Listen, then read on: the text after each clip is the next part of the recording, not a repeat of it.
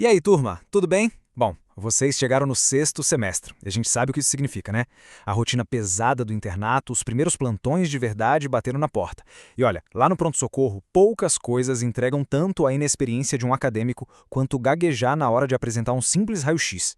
Mas fiquem tranquilos, porque hoje nós vamos transformar aquele conhecimento de base de anatomia e semiologia numa ferramenta de raciocínio clínico afiadíssima. Pensem nesta nossa explicação de hoje como o guia definitivo de sobrevivência para dominar de uma vez por todas a classificação de fraturas. Bora começar? O nosso roteiro hoje é bem direto. Vamos passar por 4 pontos essenciais. Primeiro, a importância e os conceitos básicos. Depois, os mecanismos de trauma. Em seguida, a atenção vital à energia do trauma. E, por fim, o passo a passo prático de como descrever uma fratura. Então, vamos lá para o nosso primeiro bloco. Importância e conceitos básicos. Os fundamentos que sustentam tudo. A primeira pergunta que sempre surge quando a gente olha aquele monte de nome e letra é: professor, por que eu preciso de uma classificação tão complexa? Não posso só dizer, olha, o osso quebrou. E a resposta é não. Pensa bem, a medicina é um esporte de equipe. A classificação serve para padronizar a nossa comunicação. Imagina a cena. São 3 da matina no pronto-socorro, você é um interno e precisa ligar para o cirurgião-chefe que está em casa dormindo. Não dá para mandar um áudio dizendo, chefe, quebrou feio aqui, viu? Não rola. Com a classificação certinha, o chefe visualiza exatamente o traço da fratura lá da cama dele e já define se é caso de subir para o centro cirúrgico na hora ou se o tratamento é conservador. Além disso, claro, padronizar ajuda muito nos laudos e é a base de qualquer pesquisa clínica séria pelo mundo. E para a gente se comunicar perfeitamente, precisamos nivelar o conceito mais básico de todos. O que é, de fato, uma fratura? Fratura, pessoal, é simplesmente a perda da continuidade óssea. E atenção, seja ela total ou parcial. É simples assim. Não importa se o osso esmigalhou em 10 pedaços ou se tem só uma fissura microscópica ali. Se a continuidade foi quebrada, pronto, é fratura. Dá uma olhada nessas imagens aqui para ver isso na prática. É bem interessante. À esquerda e no centro, a gente tem aquelas perdas de continuidade total, sabe? Aquelas fraturas óbvias, feias, com bastante desvio, o osso claramente separado. Mas, se você reparar na imagem da direita, olha como a linha compromete a cortical, mas não chega a cruzar todo o diâmetro do osso. Não tem aquele desvio gritante. Isso é uma perda parcial. Só que adivinha? Ambas são fraturas. E ambas vão precisar da nossa atenção clínica e de estabilização adequada. Entrando agora no nosso segundo bloco, mecanismos de trauma. A gente precisa entender como a lesão aconteceu. Entender a força biomecânica que quebrou aquele osso não é só curiosidade para quem gosta de física, tá? É a ponte principal para nossa correlação clínica. Vendo essa imagem clássica do antebraço aqui, a gente tem o trauma direto. Ou seja, o impacto bateu exatamente onde o osso quebrou. A gente chama essa lesão específica na UNA de fratura tipo nightstick, ou a famosa fratura do cacetete. O mecanismo é por instinto de defesa. O paciente levanta o braço para proteger o rosto de uma paulada, de uma agressão, e a UNA recebe literalmente toda a força da pancada. E é ali mesmo que ela quebra. Agora, do outro lado da moeda, a gente tem o trauma indireto. Aqui, a força viaja, ela é transmitida à distância. Essa imagem mostra bem aquele clássico tombo em que a pessoa cai com a mão espalmada no chão tentando se segurar. O que acontece? A energia da queda entra pela mão, sobe pelo punho, viaja pelo antebraço e pode acabar quebrando o rádio distal ou cotovelo ou estourar lá em cima na clavícula ou no húmero proximal. O osso não quebrou onde bateu, percebe? Ele quebrou onde a energia encontrou o elo mais fraco da corrente.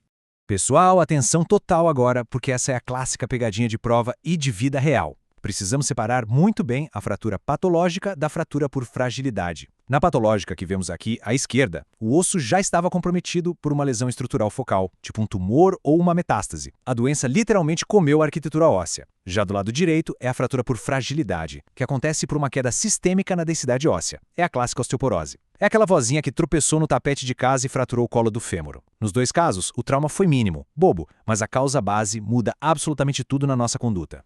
E para fechar essa parte de mecanismos, não podemos esquecer das fraturas por estresse. Aqui a gente vê uma tíbia que sofreu com microtraumas de repetição. Todo osso tem uma capacidade de se remodelar, mas pensa num recruta do exército ou num maratonista. Se a carga de impacto for contínua e superar a capacidade de reparo dos osteoblastos, o osso simplesmente fatiga e falha. É uma dor chata, insidiosa, progressiva e um detalhe clínico importante. No começo, o raio-x costuma vir normal. Você muitas vezes vai precisar de uma ressonância magnética para fechar esse diagnóstico logo de cara. Chegamos ao bloco 3, atenção à energia do trauma. É aqui que a gente identifica a real gravidade da situação. Turma, mais do que decorar nome de osso, dominar esse conceito de energia salva-vidas na sala de emergência, a gente avalia a energia do trauma para brincar de detetive com a história do paciente? Claro que não. É estritamente para prever lesões associadas. Um trauma de baixa energia, tipo tropeçar na calçada e quebrar a clavícula, quase sempre é uma lesão isolada. Mas um acidente de moto a 100 km por hora, que o paciente chega com o fêmur quebrado dos dois lados ou com a pelve instável, opa, o cenário é outro. A mesma energia brutal que partiu um osso gigante desses no meio, com certeza atravessou os tecidos moles e os órgãos internos desse paciente.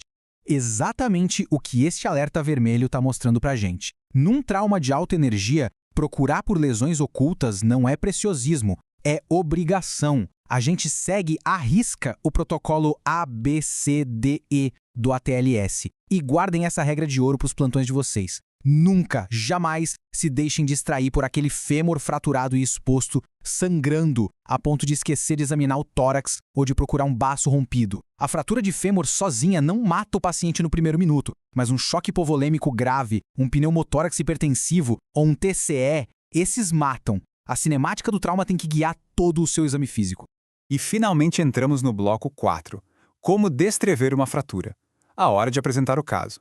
Muito bem, seu paciente está estabilizado na sala vermelha. Agora chegou aquele momento prático que dá frio na barriga. Pegar o telefone e apresentar o caso para o seu preceptor. E para fazer isso com clareza técnica e passar segurança, a gente vai usar uma receitinha de bolo de 3 passos. Se seguir esse roteiro, não tem erro. Passo 1, qual é o osso? Passo 2, em que região desse osso a fratura está? E passo 3, qual é o tipo de traço? Vamos olhar isso com calma. O passo 1 é fácil, né? É só dizer o nome do osso. Então vamos direto para o foco do passo 2. Pegando esse rádio aqui como exemplo, a gente precisa fatiar o osso. Essa fratura está na diáfise, que é esse corpo tubular mais no meio, ou está lá nas porções terminais, pegando metáfise ou epífise? Saber isso não é detalhe geográfico, é fundamental. Uma fratura de diáfise é tratada de um jeito, mas, meu amigo, se a linha de fratura entra na articulação, lá na epífise, a redução tem que ser milimetricamente anatômica, senão o paciente vai desenvolver uma artrose precoce péssima no futuro.